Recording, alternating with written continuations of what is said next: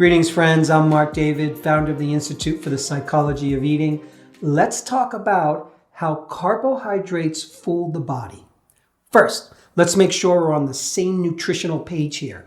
Carbohydrates are not bad. I'm not dissing them. It's simply about the kinds of carbohydrates we're choosing and how much we tend to eat.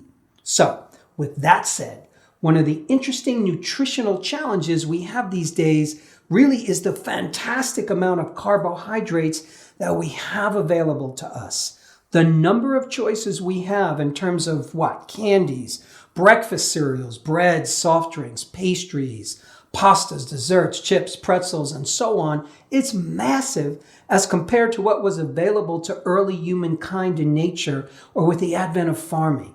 So anytime you want, we can just participate really in a worldwide orgy of carbohydrates. And here's the challenge with this. Carbohydrates can fool the body and brain into thinking that we exist in an endless state of summertime, which drives our central nervous system to craving and consuming far more carbohydrates than the body can effectively metabolize. Allow me to explain further. Our distant ancestors evolved an exquisite mechanism to take advantage of the abundance of food in the summer and the lack of food in the winter. So they stayed up for the long daylight hours in the warmest months, summertime, loaded up on all the sweet fruits and berries they could find, and they stored these foodstuffs as fat. Why would our ancestors do this? Because they instinctively learned and knew that after summertime, winter's generally around the corner, which means lean times are ahead. So nature and the wisdom of life has designed us to eat as much as possible while the goodies are available. Can you see how this makes perfect evolutionary sense? So evolution and the higher power that created us therefore figured out a way to stimulate our appetite to unusual lengths when the carbohydrates were available and to help us store them on our bodies. Insulin is the key substance that we produce to accomplish this feat. So normally insulin helps send carbohydrates in the form of sugar into our cells to provide us with energy. So that's a good thing. When we consume an excess of carbohydrates, the body accordingly produces too much insulin and we become insulin resistant. The body responds as if there was no insulin available and stores these excess carbohydrates as body fat. This is also a good thing. That's because you wouldn't want to keep sending sugar into the cells as you ate excessive amounts. Basically, your cells would explode.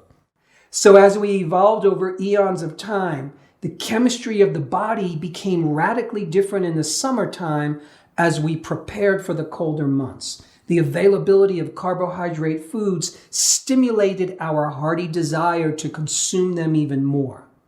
By the time winter comes, we'll be well padded with body fat for warmth. We'd also have excess water weight from a high carbohydrate diet, and our cholesterol level would actually be high because the body also turns carbohydrates into cholesterol to serve, interestingly enough, as an energy source and to plug up leaks in the cardiovascular system.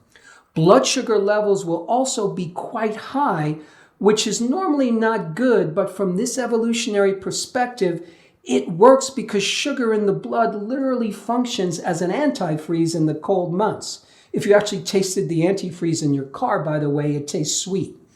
We can best observe this physiologic pattern in hibernating mammals. So a bear loads up on fruit in the summer. It gets fat, it has high cholesterol and high blood pressure. So basically the bear is in a high blood sugar diabetic state, and all of these diseases, quote unquote, which are really helpful and necessary in the short term, are naturally resolved in the winter months as the bear burns its fat stores and its blood cholesterol, it loses its water weight, it sheds its diabetic anti-freeze state, and comes out of hibernation looking all svelte and feeling hungry and ready for action.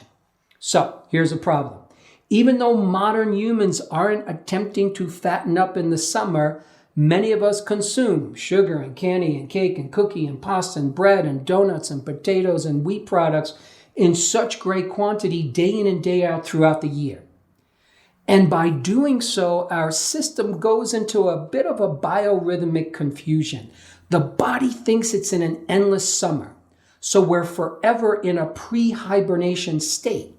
The presence of sugar in the diet will literally function as a feed-forward signal in the brain and will be driven to eat more. In other words, we are genetically and neurologically wired to want more sugar and carbs when we ingest enough of it. Our brain thinks it's doing the right thing. By the way, if you couple excess carbohydrates with a lack of sleep and excess exposure to artificial light and increased stress, our fat storage is multiplied. So if you're the kind of person who has difficulty losing weight, then it might be an interesting experiment to try something different. In this case, it means eating less of the poor quality carbohydrates and getting more sleep. I'm not saying staying up late is bad, nor am I saying that sugar and carbohydrates are bad. Again, it's all about amount and quantity and quality. I'm simply alerting you to the fact that if these features dominate your lifestyle, it might be more difficult for you to reach your true metabolic potential. So, another way of saying this is the sooner you stop preparing for hibernation, the better. Think of your relationship with food as a journey. Think of your dietary strategies as an experiment, a nutritional exploration. There's no right or wrongs here. It's all about learning what works best for your body so you can make choices that allow for your best personal and metabolic expression. I hope this was helpful for you. Hey friends, we're so happy that you've joined us for another episode of The Psychology of Eating with Marc David. Are you loving these episodes? Then simply subscribe and you'll never miss an episode again. We'd also love it if you'd leave us a comment below so we can hear more about your own journey with food and body.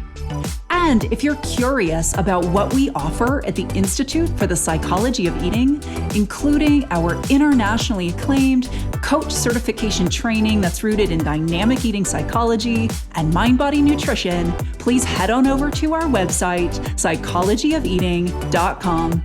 Until next time, take care and remember,